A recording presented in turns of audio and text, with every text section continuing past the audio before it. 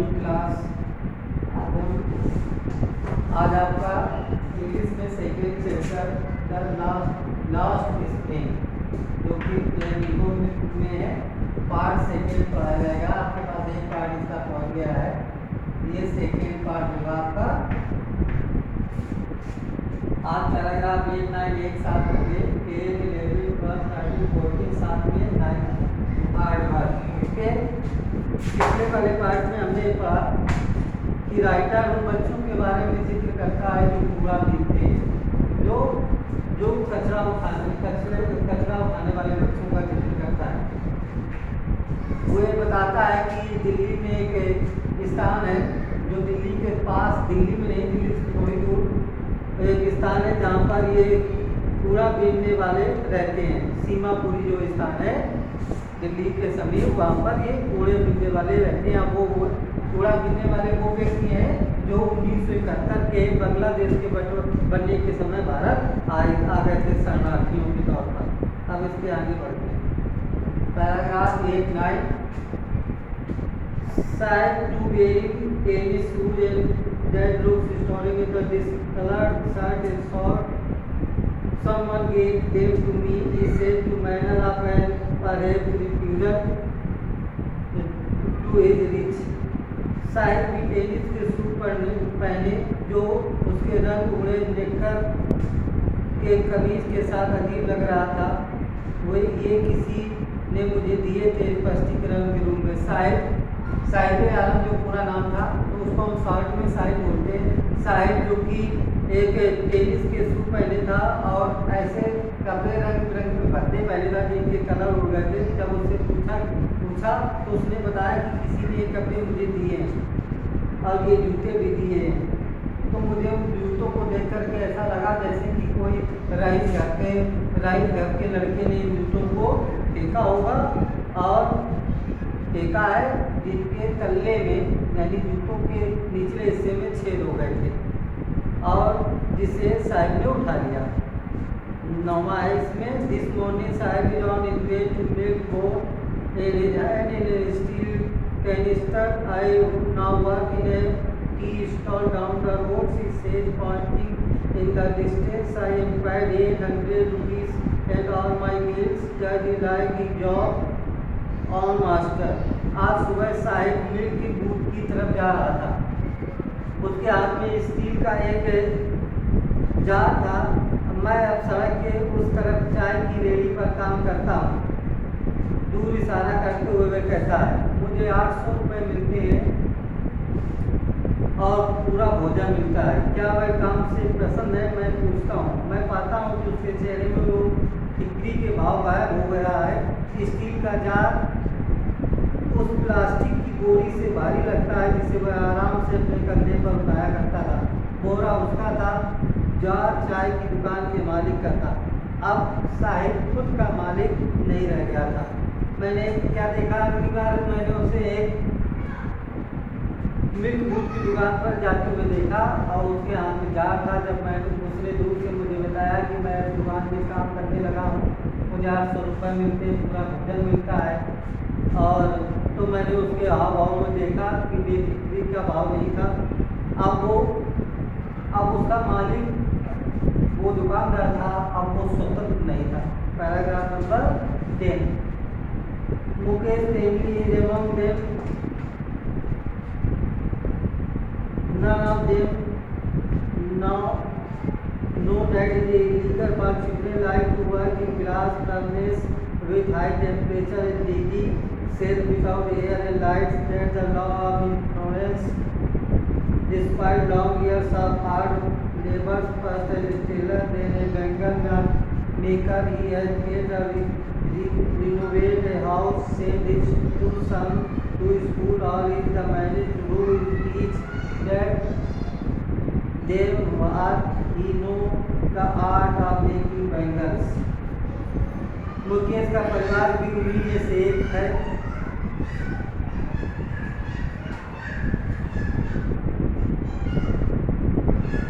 थोड़ा सा छूट रहा है, इसको देख लेते हैं। पैराग्राफ बीच में है अभी। I will learn to drive car, he answered.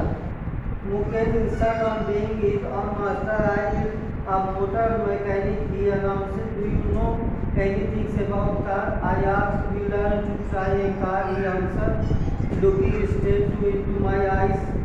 Bones like a myriad, at least it's just a mystery that kills his town Firouzabad, famous for its Bengal agri or family. The program engaged in making Bengals. It is the center of India's glass drawing. In Firouzabad, it is the center of glass India industry, where family have spent generations working around furnaces, welding glass, making Bengals for all the women in the land. It seems मैं car चलाता हूँ। मुकेश ने अपने मालिक खुद होने की ठान रखी है। मैं मोटर मैकेनिक बनूंगा, वह घोषणा करता है। मुकेश एक मालिक की कार चलाता है और अब वो चाहता है कि उसकी खुद की कार हो। मैं मोटर मैकेनिक बनूंगा, वह घोषणा करता है। तुम्हें कारों के बारे में कुछ पता है? मैंने मुकेश से पूछा। अब एक दूसरा जो ऐसी स्थिति से गुजर रहा था, मैं कार चलाना चाहता हूँ। मेरी आंखों में आंखें डालकर वह जवाब देता है, मैं अपनी चूड़ियों के लिए फिरोजाबाद शहर की धूल भरी गलियों में उसका सपना सूरज कृष्णा की बात ही चमकता है। फिरोजाबाद का हर दूसरा परिवार चूड़ी बनाने के धंधे में लगा है। ये टूट मार कर शीशे की चीज़ें बनाने वाली इंडस्ट्री का खेत है। लगता है यहाँ पर परिवारों की कई पीढ़ियाँ भट्टी पर काम करती हैं, शीशा जोड़ती हैं और पूरे देश की औरतों के लिए चूड़ियाँ बनाती हैं। मैं अब एक दूसरे ऐसे ही लड़की से मिला जो कि फिरोजाबाद का रहने वाला है। वो किसी की कार चलाता है और वो कार लेना चाहता है। उसका नाम मुकेश होता है, लेकिन फिरोजाबाद शहर जो कि चूड़ियाँ बनाने के लिए पूरे भारत में फेमस है। यहाँ पर कई पीढ़ियाँ शीशे जोड़ने और शीशे गलाने में भट्टियों में लग गई। ऐसा ही मुकेश था। उसका ये सपना जो कार खरीदने का था, उसी प्रकार से था जैसे कि मृत तृष्णा, जैसे मरते हुए व्यक्ति को जीने की आस होती, वैसा उसका सपना था। मुकेश का परिवार भी उन्हीं में से एक है। उनमें से कोई नहीं जानता कि हवा और प्रकाश से बंचित अंधेरी कटोरियों में ऊंचे तापमान वाले शीशे की भट्टियों पर उन्हें काम करना उस जैसे बच्चों के लिए गैर कानूनी है कि अगर कानून लागू किया गया तो वह उसके जैसे 20,000 बच्चे उन गर्म भट्टियों से बाहर निकल सकते हैं, जहाँ पर अपना दिन का समय बिताने और प्रायः अपनी आंखों की चमक हो रहे होते। मुझे अपने घर के चलने का प्रस्ताव करते हुए मुकेश की आंखों में चमक आ जाती है। गर्व के साथ वह बताता है कि उसको घर फिर से बनाया जा रहा है। कूड़े से बंद बदबूदार गलियों को हमने पार किया। हुई दीवारों वाली झोपड़ियाँ जिन्हें घर कहते हैं, उनके कमजोर दरवाजे खिड़कियाँ नहीं, मानव व पशुओं के परिवार आदिम जमाने के हालात में साथ साथ रहते हैं। ऐसी ही दरवाजे पर लिखता है। वो लोहे की एक कमजोर दरवाजे पर जोर से ठोकर मारता और धक्का देकर खोलता है। हम एक अर्ध बने झोपड़े में प्रवेश करते हैं। सूखे घास के छप्पर के ढके इसके एक हिस्से में लकड़ी के जलने वाला चूल्हा होता है, जिस पर एक बड़े बर्तन में पालक की पत्तियां उबल रही हैं और कटी हुई सब्जियां बड़े एल्युमिनियम के थालों में जमीन पर रखी है। एक कमजोर युवती पूरे परिवार का शाम का खाना बना रही है। धुएं भरी आंखों से वो मुस्कुराती है। वह मुकेश के बड़े भाई की पत्नी है। उम्र में कोई खास अधिक नहीं, पर घर की बहू के रूप में आदत पाना उसने प्रारंभ कर दिया कि पुरुषों का दारू उसे मिल चुका है। उसका पति मुकेश और इनके पिता का। जब बुजुर्ग अंदर आता है, वह धीरे से टूटी दीवार के पीछे चली जाती है और अपना मुंह अपने चेहरे के अधिक निकल ले जाती है। रिवाज की मांग है कि बहू को घर के बड़े पुरुषों के सामने मुंह ढकना चाहिए। इस मामले में बुजुर्ग एक गरीब चूड़ी बनाने वाला है। पहले दर्जी निर्माता के रूप में वर्षों तक कठिन परिश्रम करने के बाद वह न तो अपने घर की मरम्मत करवा सका और न ही अपने दोनों लड़कों को स्कूल भेज सका। वह केवल इतना ही कर सका कि उन्हें वह सिखा दे जो वह जानता है, चूड़ी बनाने की कला। अब पैराग्राफ नंबर 11 पर है। Karam. His destiny says Mukesh grandmother, who has watched her over husband go blind with the dust from polishing the glass of Bengals. Can a good given willingness ever be broken? She implied born in the caged yard in every other house, every other yard, every street in Nojawal, a striker of Bengal, sunny gold, fatty green, royal blue, pink, purple, every color born or filed on four vehicle hand charts. Vehicle adults. यह उसका कर्म है, उसका भाग, मुकेश की दादी कहती है। जब मैंने पूछा कि ऐसे तुम लोग कैसे रहते हो, मुकेश की दादी कहती है कि ऐसे कर्म है मुकेश के, जिसने स्वयं अपने पति को शीशे में चूड़ियों पर पालिश करने वाली धूप से अंधे होते हुए देखा। उसकी दादी बताती है कि उसके पति जो थे वो कांच की यानी चूड़ियों में पॉलिश करते करते उनकी आंखें अंधी हो गई। क्या भगवान के लिखे को मिटाया जा सकता है? उनका विचार ये था कि अगर भगवान ने हमें ये काम दिया है तो हमें कैसे हम इसे मिटा सकते हैं। मनिहारों, चूड़ी वालों को मनिहार कहते हैं। इस जाति में जन्म लेकर उन्होंने चूड़ियों के अलावा कुछ नहीं सीखा। घर में, आंगन में और हर दूसरे घर में, फिरोजाबाद की हर गली में चूड़ियों की गुच्छे, धूप सी सुनहरी, दाम सी हरी, गहरी नीली, गुलाबी, बैगनी, हर उस रंग को जो इंद्रधनुष के 7 रंगों में होता है, खाली पड़े आंगनों में ढेर लगे होते हैं। और उन पर पहियों वाली रेडियो पर जो इन गंदे मकानों की शहर की गलियों में नव युवक हाथ से खींचते हुए ले जाते हैं और अंधेरी झोपड़ियों में टिमटमाते तेल के लैंपों की लो के पास लड़के और लड़कियां अपनी माताओं और पिताओं के पास बैठे शीशे के रंगीन टुकड़ों को जोड़कर चूड़ियाँ बनाते हैं। उनकी आंखें बाहर के प्रकाश की अपेक्षा अंधेरों को अधिक अनुकूल पाती हैं। यही कारण है कि प्रायः वह सोने के पहले ही वह अपनी आंखों की रोशनी को देते हैं। जो चूड़ी कंपनियों में काम करते हैं लंबे समय तक उनकी आंखों की रोशनी चली जाती है। पैराग्राफ नंबर 12 सबका एक young girl in dress pink dress sits alongside a elderly woman shouldering piece of glass and her hand move mechanically like the tongues of a machine. I wonder if she knows the sanctity of the Bengal she had made. Its symbolize an Indian woman suhag. Auspiciousness in marriage, it will dawn on her suddenly. फीके गुलाबी रंग की dress पहने सावित्री नाम की एक युवती एक बुजुर्ग महिला के पास बैठी है, शीशे के टुकड़ों को जोड़ रही है। किसी मशीन के चिमटे की तरह उसके हाथ यंत्रवत चलते रहते हैं, जैसे मशीन लगी हो उसके हाथों में। मैं सोचती हूँ कि क्या उसे उन चूड़ियों की पवित्रता के बारे में कुछ पता है जिन्हें बनाने में वह सहायता कर रही है। यह एक भारतीय महिला का सुहाग का प्रतीक है और विवाह में पवित्र मानी जाती है। इसका पता उसे एक दिन अचानक ही लगेगा जब उसके सिर पर लाल दुपट्टा होगा, उसके हाथ लाल मेहंदी से रंगे होंगे और लाल चूड़ियाँ उसके हाथों की कलाई में चढ़ा दी जाएंगी। तब दुल्हन बन जाएगी अपने पास बैठी उस बुजुर्ग महिला की तरह जो पहले दुल्हन बनी थी। चूड़ियाँ तो उसके हाथों में अब भी हैं, पर आंखों में कोई रोशनी नहीं है। उस वक्त से भर खाना भी नहीं खाया। प्रसन्नता से वंचित आवाज़ में वह कहती है उसने अपने पूरे जीवन में कभी पेट भर खाना नहीं खाया। वो बूढ़ी औरत जो सरिता के पास बैठी है, उसकी कमाई लहराती हुई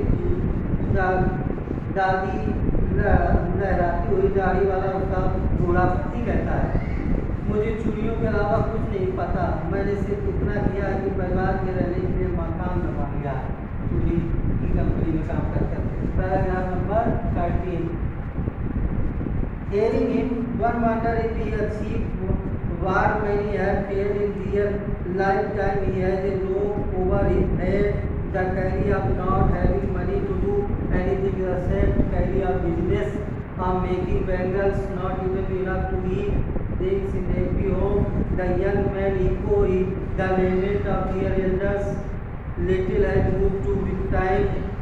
to dream.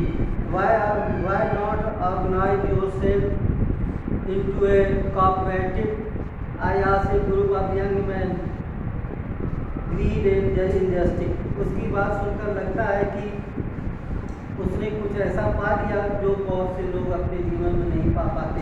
उसके सिर के ऊपर छत है, चूड़ी के धंधे को चलाने के अतिरिक्त किसी अन्य काम के लिए धन का न होना, पेट भर भोजन के बिना होने का रोना हर घर में सुनाई देता है। नवयुवक भी अपने बड़ों के रोने को दोहराते हैं। लगता है फिरोजाबाद में समय के साथ कुछ नहीं बदला है। मस्तिष्क को स्तंभ कर देने वाले वर्षों के परिश्रम ने सारी नेतृत्व की क्षमता और स्वप्न देखने की सामर्थ्य को मार दिया है। आप लोग मिलकर एक सहकारी संस्था क्यों नहीं बनाते? मैंने उनसे कहा कि आप सब लोग मिल जाओ और सब लोग आपस में मिलकर एक सहकारी संस्था बनाओ। मैं नवयुवकों के एक ऐसे समूह से पूछता हूँ जो दलालों के बुरे चक्कर में फंस गया है, जिसने उनके पिताओं और पूर्वजों को विश्वास रखा था। अगर हम संगठित भी हो जाए तब भी पुलिस हम ही को पकड़ेगी, पीटेगी और किसी गैर कानूनी काम को करने के नाम पर जेल में डाल देगी। वे कहते हैं उनके बीच कोई नेता नहीं है, कोई ऐसा नहीं जो उन्हें चीज़ों को अलग ढंग से देखने में मदद दे। उनके पिता भी उन्हीं के समान थके हुए हैं। वह एक वाइल में अंतहीन ऐसी बातें करते रहते हैं जो गरीबी से घृणा से लालच और लालच से अन्याय की ओर ले जाती है। वो लोग जब उनसे मैंने कहा कि समूह खोल लो तो वो लोग कहते हैं समूह कैसे खोल रहे हैं, हमारा कोई नेता नहीं, हमारे पूर्वज दलालों के चक्कर में हम लोग पूरी तरह फंसे हैं। अगर काम करने नहीं जाएंगे तो गैर कानूनी तरीके से पुलिस वालों से पकड़ाएंगे और मजबूर करने के लिए हम पर यातनाएं करेंगे। लास्ट पैराग्राफ है आज का, ये सेकेंड लेसन आज का आपका पेज हो जाएगा। आप लोग मिलकर listening to them, I saw to distract towards one of the family caught in a wave of poverty, wondered by the stigma of caste in which they are born. In other vexatious circle of the Saukar, the middleman, the policeman, the keepers of law, bureaucrats and politicians, together they have imposed the baggage on the child that he cannot put down. Before he is aware, he accepts it naturally as his father's over Firozabad. उनकी बात सुनकर मुझे भिन्न संसार दिखाई देते हैं। एक परिवार का जो गरीबी में फंसा और हमने जन्म की जात का कलंक से दबा है। एक परिवार का, उनकी बात सुनकर मुझे दो भिन्न संसार दिखाई देते हैं। पहला संसार एक परिवार का जो गरीबी में फंसा और अपने जन्म की जात के कलंक से दबा है। दूसरा साहूकार, दलालों, सिपाहियों, कानून के रखवालों, सरकारी अफसरों और राजनीतिज्ञों का, इन सब ने मिलकर बच्चे के ऊपर वह बोझ डाल दिया जिसे वो उतार नहीं सकता। वह चेतना जानने से पहले ही वह उसे अपने पिता की तरफ स्वाभाविक रूप से स्वीकार कर लेता है। कुछ और करने का अर्थ होगा हिम्मत करना, और हिम्मत करना उसके लालन पालन का हिस्सा नहीं है। जब मैं मुकेश के अंदर उसकी चिंगारी देखता हूँ तो मैं खुश हो जाता हूँ। मैं मोटर मैकेनिक बनना चाहता हूँ। वह दोहराता है, वह गैरेज में जाएगा, सीखेगा और गैरेज तो उसके घर से बहुत दूर है। मैं पैदल चला जाऊँगा। वह जिद करता है, क्या तुम जहाज उड़ाने का सपना भी देखते हो? वह अचानक चुप हो जाता है। नहीं, धरती को देखता हूँ, वह कहता है। मैं क्या अपने सपने नहीं देखता? उसकी इस छोटी सी उदास में एक असमंजस है जो अभी काम में भी नहीं बदला है। वह उन कारों के सपनों से संतुष्ट है जिन्हें वह अपने शहर की गलियों में भागता देखता है। फिरोजाबाद के ऊपर जहाज और कम उड़ते हैं। ये आपका आज के लिए था। अब आपको इसकी समरी बनानी है। आपको 3 कैरेक्टर आते हैं यहाँ पर। लेखक जो होता है 3 अलग अलग प्रकार के समाज गरीब लोगों से मिलता है। पहले तो वो पथरे वाले से मिलता है जिसका नाम साहिब आलम होता है। फिर दूसरा एक ऐसे लड़के से मिलता है जो फिरोजाबाद में रहता है जिसका नाम मुकेश है, जो चूड़ी बनाने के काम में रहता है। लेकिन उसका सपना क्या है? खुद की कार लेना और मैकेनिक बनना। लेकिन वे सपने उनके लिए कैसे हैं? जैसे उसी प्रकार से जैसे मरने वाले के लिए जीने का सपना होता है। फिर वो सरिता की बात करता है, जो बेचारी चूड़ी बनाती है, ऐसी चूड़ी बनाती है जैसे कि उसके हाथों में मशीन लगी हो. All of these character of this story, according to writer, you describe or make summary in short summary, collecting whole part of the character like Saibe Alam, Sarita, and of course Mukesh. Mukesh is so here this lesson describe about more of words about Firouzabad. Then Firouzabad is an ancient city of India and one of only city where more of work of glasses like bangles in Firouzabad, and Firouzabad bangles famous in whole India, and of course Firouzabad bangles sold in whole part of India, and most of the family now dominated its whole life in Firouzabad bangles industry. And just like a Mukesh, so you collect important words about three character of according to this story. I hope that you make I hope you make that and start to look some of the very effective words. Okay, thank you.